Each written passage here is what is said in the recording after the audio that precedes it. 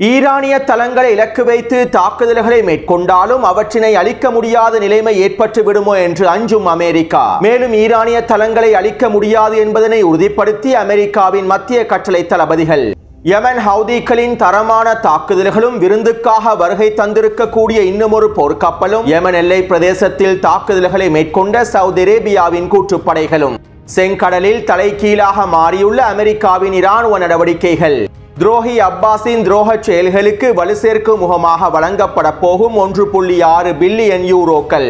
ஹிஸ்புல்லாவுக்கும் ஈரானுக்கும் இடையிலே நடைபெற்று வரும் புதிய ஆயுத பரிமாற்ற பாதைகள்.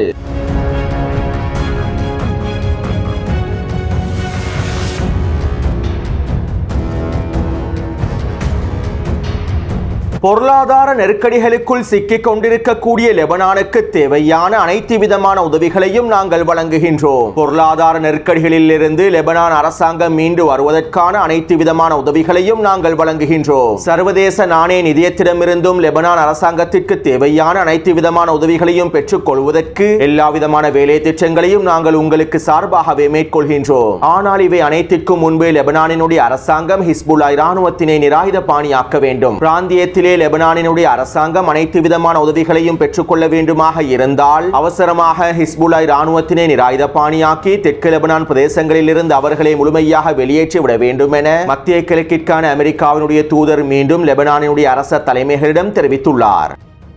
அதே போன்று சவுதி அரேபியாவும் கத்தாரும் லெபனானுக்கு தேவையான நிதியுதவிகளை வழங்குவதற்கான வேலை திட்டங்களை ஆரம்பித்திருந்தார்கள். லெபனானினுடைய தற்போதைய பொருளாதார நெருக்கடிகளில் இருந்து லெபனானை ஓரளவு மீட்டெடுப்பதற்கான உதவிகளை வழங்குவதற்கு திட்டமிட்டிருந்தார்கள். இருப்பினும் லெபனான் அரசாங்கம் ஹிஸ்புல்லா இராணுவத்தினை முழுமையாக நிராயுத பாணியாக்கும் வரை சவுதி அரேபியாவும் கத்தாரும் லெபனானுக்கான உதவி தொகைகளை வழங்கக்கூடாது என அவர்களுடைய தலைவரான டொனால்ட் ட்ரம்ப் கட்டளைகளை பிறப்பித்துள்ளார். இவ்வாறு அவர்களுடைய தலைவரான டொனால்ட் ட்ரம்ப் கட்டளை பிறப்பித்ததற்கு பிறகு சவுதி அரேபியாவும் கத்தாரும் லெபனானுக்கான உதவி தொகைகளை நிறுத்தி இருப்பதாக லெபனானினுடைய ஊடகவியலாளர் ஃபிராஸ் அல் ஷர்ஃபி அவர்கள் தெரிவித்துள்ளார். மேலும் நாங்கள் ஹிஸ்புல்லா இராணுவத்தினை நிராயுத பாணியாக்குகின்றோம், லெபனானினுடைய எதிர்ப்பு குழுக்களை முழுமையாக நிராயுத பாணியாக்குகின்றோம் என லெபனானினுடைய வெளியுறவுத்துறை அமைச்சர் சவுதி அரேபியாவின் தூதரிடத்தில் உறுதியளித்திருந்தார். இதற்கமைவாக லெபனானுக்கான உதவிகளை வழங்குமாறும் கோரிக்கைகளை முன்வைத்திருந்தார். அத்தோடு அடுத்த வாரம் லெபனானினுடைய ஜனாதிபதி ஜோசப் அவுன் கத்தாருக்கும் ஐக்கிய அரபு அமீரகத்திற்கும் விஜயம் செய்ய போகின்றார். லெபனானினுடைய எதிர்காலம் தொடர்பாகவும் லெபனானுக்குள்ளே இருக்கக்கூடிய எதிர்ப்பு குழுக்கள் தொடர்பாகவும் பொருளாதார நன்மைகளை அடைந்து கொள்வது தொடர்பாகவும் பேச்சுவார்த்தைகளை மேற்கொள்வதற்காகவே இவர் கத்தாருக்கும் ஐக்கிய அரபு அமீரகத்திற்கும் விஜயம் செய்ய போகின்றார் என்றும் தெரிவிக்கப்படுகின்றது. மேலும் இந்த விஜயத்தின் போது ஹிஸ்புல்லா இராணுவத்தினை நிராயுத பாணியாக்குவதற்கு ஈடாக ஐக்கிய அரபு அமீரகம் பல மில்லியன் டாலர்களையும் பில்லியன் டாலர்களையும் லெபனானுக்கு வழங்குவதற்கு உறுதியளிப்பதற்கான வாய்ப்புகளும் அதிகமாகவே இருக்கின்றன. காசாவிலே ஹமாஸினுடைய நிர்வாகத்தினை முழுமையாக நீக்குவதற்காகவும் பலஸ்தீனிய மக்களை காசாவிலிருந்து முழுமையாக வெளியேற்றுவதற்காகவும் டொனால்ட் ட்ரம்பின் நிர்வாகத்திற்கு தொடர்ச்சியான அழுத்தங்களை வழங்கி வரக்கூடிய ஐக்கிய அரபு அமீரகம் இந்த சந்தர்ப்பத்தினை சரியாக பயன்படுத்திக் கொண்டு ஜோசப் அவுனுக்கு பல மில்லியன் டாலர்களை வழங்கி ஹிஸ்புல்லா இராணுவத்தினை முழுமையாக நிராயுத பாணியாக்குவதற்கான வேலை திட்டங்களை ஆரம்பிக்குமாறு அழுத்தங்களை வழங்குவதற்கான வாய்ப்புகள் அதிகமாகவே இருக்கின்றன. இருப்பினும் களத்திலே ஹிஸ்புல்லா இராணுவத்தினை நிராயுத பாணியாக்க முடியாது. இவை தொடர்பாக நான் முன்னே காணொளிகளிலும் தெளிவாக குறிப்பிட்டுள்ளேன்.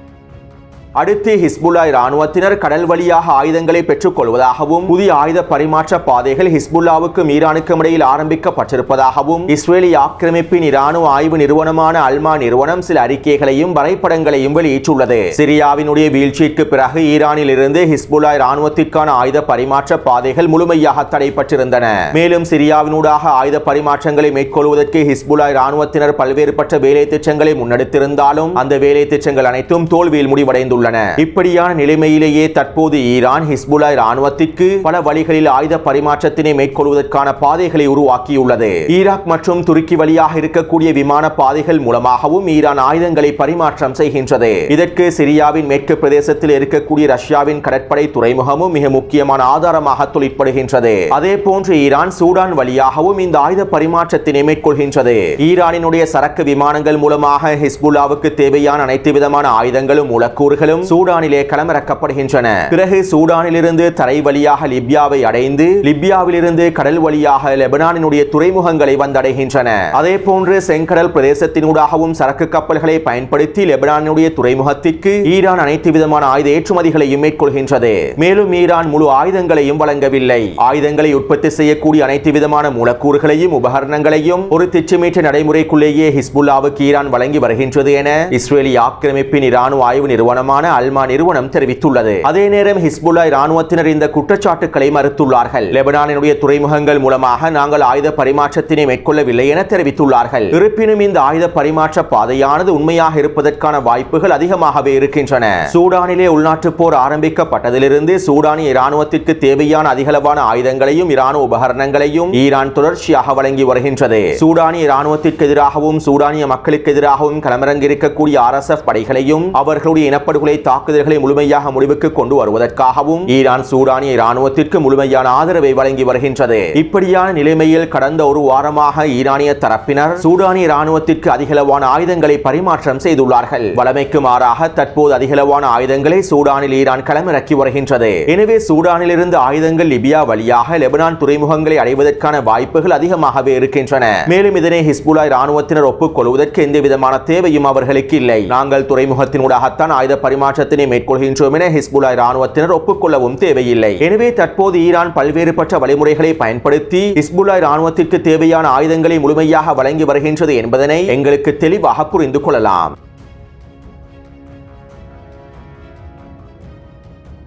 யமனினுடைய தலைவர் சில முக்கியமான கருத்துக்களை வெளியிட்டிருந்தார். யமன் மக்களின் விசுவாசமுள்ள நிலைப்பாடுகள் உடைக்கக்கூடியது அல்ல. எந்த ஒரு புயலாலும் எந்த ஒரு சவாலினாலும் எந்த ஒரு எதிரியினாலும் யமன் மக்களுடைய விசுவாசத்தையும் அவர்களுடைய நிலைப்பாடுகளையும் உடைக்கவே முடியாது. யூதர்களினால் நாங்கள் கழுதைகளை போன்று நடத்தப்பட வேண்டும் என்பதனை விரும்பக்கூடிய பல நாடுகள் இருக்கின்றன.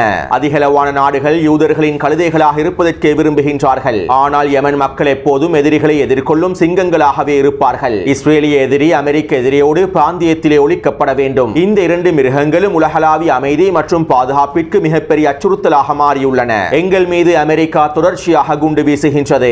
ஒவ்வொரு நாளும் அமெரிக்கா குண்டுவீச்சு தாக்குதல்களை அதிகரித்துக் கொண்டே செல்கின்றது. இவ்வாறு அமெரிக்காவின் குண்டுவீச்சுக்கள் அதிகரிப்பதனால் எங்களுடைய இராணுவ திறன்களும் உறுதியும் வீரமும் அதிகரிக்கின்றன.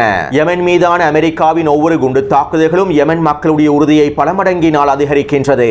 அமெரிக்காவின் இந்த தொடர்ச்சியான தாக்குதல்களின் மூலமாக யமன் மக்களையும் யமன் இராணுவத்தினையும் பலவீனப்படுத்த முடியாது. எங்களுடைய திறன்களை இந்த குண்டுவீச்சு தாக்குதல்களின் மூலமாக அளிக்கவே முடியாது. அத்தோடு தீர்வு மற்றும் சமாதானத்தை கடைபிடிப்பதற்கான அறிக்கைகளும் ஒப்பந்தங்களும் இஸ்ரேலிய ஆக்கிரமிப்பு எதிரியோடு ஒருபொழுதும் பயனளிக்கப் போவதில்லை. அமெரிக்காவும் இஸ்ரேலிய எதிரியும் ஒருபொழுதும் ஒப்பந்தங்களை பாதுகாக்கப் போவதில்லை. எனவே நாங்கள் செங்கடல் பிரதேசத்தில் முற்றுகையினை நிறுத்தப் போவதில்லை. இஸ்ரேலிய எதிரிக்கு எதிரான தாக்குதல்களை நாங்கள் நிறுத்தப் போவதில்லை. அமெரிக்க போர்க்கப்பல்கள் மீதான தாக்குதல்களை நாங்கள் நிறுத்தப் போவதில்லை. பலஸ்தீனிய மக்களுக்கு முழுமையான ஆதரவை வழங்கும் நோக்கத்தோடு இனி வரக்கூடிய நாட்களில் நாங்கள் அடுத்த கட்ட தாக்குதல்களையும் ஆரம்பிப்போம் என்றும் யமனினுடைய தலைவர் தெரிவித்துள்ளார். அடுத்து பிளெக்ஸ்போர்ட் நிறுவனம் வரைபடம் ஒன்றையும் அறிக்கை ஒன்றினையும் வெளியிட்டிருந்தது. செங்கடல் பிரதேசத்திலே யமன் ஹவுதிகள் மேற்கொண்டிருக்கக்கூடிய முற்றுகையானது மிகப்பெரிய விளைவுகளை ஏற்படுத்தி வருகின்றது. உலக வர்த்தக போர் ஆரம்பிக்கப்பட்டிருக்கக்கூடிய இந்த சூழ்நிலையில் யமன் ஹவுதிகள் செங்கடல் பிரதேசத்தினை முழுமையாக முற்றுகையிட்டிருப்பது அனைத்து விதமான கப்பல் போக்குவரத்து கட்டணங்களையும் பல மடங்கினால் அதிகரிக்க தூண்டியுள்ளது. இதனால் சர்வதேச கப்பல் போக்குவரத்து வியாபாரம் பாரிய அளவில் வீழ்ச்சியை நோக்கி நகர்ந்து கொண்டிருப்பதாகவும் இவற்றினை தடுத்து நிறுத்துவதற்கு ஒரே ஒரு வழி மத்திய கிழக்கு பிராந்தியத்தில் நிரந்தர அமைதியை ஏற்படுத்துவதாகும். அமெரிக்காவின் கடற்படைகளினாலும் போர்க்கப்பல்களினாலும் யமன் ஹவுதிகளுடைய செயற்பாடுகளை கட்டுப்படுத்த முடியுமா என்பது கேள்விக்குரிய விடயமே. இதனால் மத்திய கிழக்கு பிராந்தியத்தில் நிரந்தர அமைதியை ஏற்படுத்தி இந்த கப்பல் போக்குவரத்துகளை இலகுவாக மேற்கொள்ளக்கூடிய வழிமுறைகளை மேற்கொண்டு தருமாறு பிளெக்ஸ்போர்ட் நிறுவனமானது அறிக்கைகளையும் வெளியிட்டுள்ளது.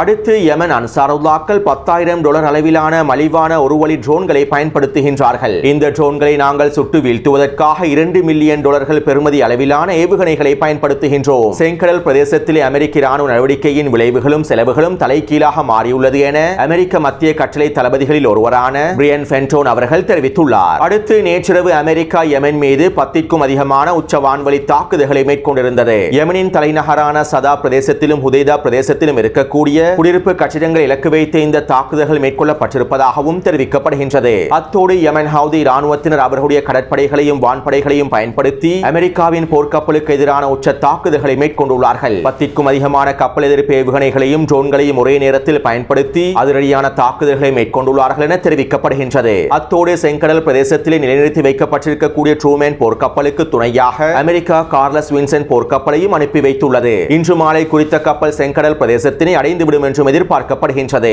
மேலும் அமெரிக்காவின் இந்த கார்லஸ் வின்சென்ட் போர்க்கப்பலுக்கும் விருந்துகளை வழங்குவதற்கு யமன் ஹவுதி ராணுவத்தினர் முழுமையாக தயாராகி வருகின்றார்கள் என்பதும் குறிப்பிடத்தக்க விடயமாகும். அடுத்து நேற்றிரவு யமன் ஹவுதி ராணுவத்தினர் இஸ்ரேலி ஆக்கிரமிப்பின் டெல்-அவீவ் பகுதியில் இருக்கக்கூடிய 2 இராணுவ தளங்களை இலக்கு வைத்து யஃபா ட்ரோன் தாக்குதல்களை மேற்கொண்டிருந்தார்கள். இருப்பினும் இதிலே ஒரு ட்ரோனானது ஜோர்டானிய வான்பரப்பில் ஜோர்டான் வான் பாதுகாப்பு படைகளினால் சுட்டு வீழ்த்தப்பட்டிருப்பதாகவும் தெரிவிக்கப்படுகின்றது. அடுத்து நேற்றைய தினம் யமனினுடைய வடக்கு பிரதேசத்தில் இருக்கக்கூடிய சவுதி அரேபியாவின் கூட்டுப்படைகள் யமன் ஹவுதிகளின் எல்லை பிரதேசத்தின் இலக்கு வைத்து பீரங்கி தாக்குதல்களை மேற்கொண்டுள்ளன. இந்த வாரத்தில் மாத்திரம் சவுதி அரேபியாவினுடைய கூட்டுப்படைகள் 2வது முறையாக இந்த பீரங்கி தாக்குதல்களை மேற்கொண்டிருப்பதாகவும் யமன் தலைமைகள் தெரிவித்துள்ளார்கள்.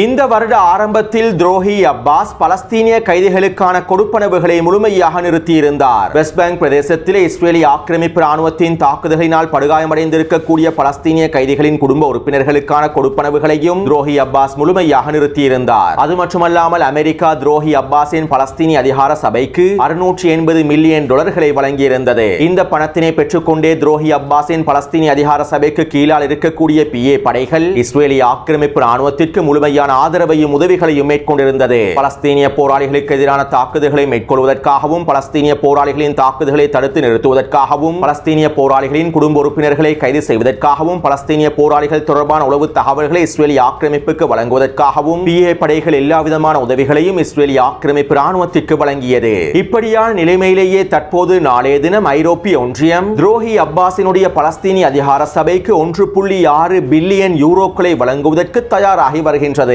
வெஸ்ட் பேங்க் பிரதேசத்தில் இருக்கக்கூடிய பலஸ்தீனிய மக்களுக்கு தேவையான உதவிகளை வழங்குவதற்காகவே இந்த 1.6 பில்லியன் யூரோக்கள் வழங்கப்பட இருப்பதாகவும் தெரிவிக்கப்படுகின்றது. ஆனால் இங்கு இருக்கக்கூடிய மிக முக்கியமான ஆபத்தான விடயம் என்னவென்றால் இந்த பில்லியன் யூரோக்களையும் டாலர்களையும் வெஸ்ட் பேங்க் பிரதேசத்தில் இருக்கக்கூடிய பலஸ்தீனிய மக்களுக்கு எதிராகவும் பலஸ்தீனிய போராளிகளுக்கு எதிராகவுமே பயன்படுத்த போகின்றது. இந்த உதவித்தொகை மூலமாக பலஸ்தீனிய அதிகார சபை PA படைகளுக்கான முழுமையான உதவிகளை வழங்கும். அவர்களுக்கான சம்பள கொடுப்பனவுகளையும் அதிகரிக்கும். மேலும் வெஸ்ட் பேங்க் பிரதேசத்திலே பலஸ்தீனிய போராளிகளின் செயற்பாடுகளை கட்டுப்படுத்துவதற்காகவும் இந்த பில்லியன் டாலர்களை பயன்படுத்துவார்கள். அடுத்து இஸ்ரேலி ஆக்கிரமிப்பு ராணுவம் தொடர்ச்சியாக காசா முழுவதும் உச்ச வான்வழி தாக்குதல்களை மேற்கொண்டு வருகின்றது. வடக்கு காசாவில் இருக்கக்கூடிய அனைத்து பலஸ்தீனிய மக்களை முழுமையாக வெளியேறுமாறும் தொடர்ச்சியான கட்டளைகளை பிறப்பித்து வருகின்றது. மேலும் சுஜையாவின் கிழக்கு பிரதேசத்திலும் கான் யூனிஸ் கிழக்கு பிரதேசங்களிலும் மத்திய காசாவின் தைரல் பலா பிரதேசங்களிலும் இஸ்ரேலி ஆக்கிரமிப்பு வீரியமான வான்வழி தாக்குதல்களை மேற்கொண்டு வருகின்றது. கடந்த 24 மணித்தியாலங்களுக்குள் இஸ்ரேலி ஆக்கிரமிப்பு மேற்கொண்டிருக்கக்கூடிய வான்வழி தாக்குதல்களில் 60க்கும் அதிகமான பலஸ்தீனிய மக்கள் இனப்படுகொலை செய்யப்பட்டுள்ளார்கள். அடுத்து காசாவின் யுத்த நிறுத்த பேச்சுவார்த்தைகள் இன்றைய தினம் எகிப்திலே நடைபெறுகின்றன. எகிப்திய தரப்பினர் முன்வைத்திருக்கக்கூடிய முன்மொழிவுக்கு அமைவாக ஹமாஸினுடைய தலைமைகள் இன்றைய தினம் எகிப்துக்கு விஜயம் செய்திருப்பதாகவும் எகிப்தினுடைய இந்த முன்மொழிவை அமெரிக்காவின் டொனால்ட் ட்ரம்பின் நிர்வாகம் ஏற்றுக்கொள்வதற்கான வாய்ப்புகள் அதிகமாக இருப்பதாகவும் எகிப்திய ஊடகங்கள் தெரிவித்துள்ளன. மேலும் எகிப்தினுடைய இந்த புதிய முன்மொழிவிலே இறுதியில் 2ஆம் கட்ட யுத்த நிறுத்த பேச்சுவார்த்தைகள் ஆரம்பிக்கப்படும் என தெரிவிக்கப்பட்டிருந்தாலும் இவற்றை உறுதிப்படுத்துவதற்கான உத்தரவாதங்கள் இன்னும் வழங்கப்படவில்லை என்றும் எகிப்தினுடைய ஊடகங்கள் சுட்டிக்காட்டியுள்ளன.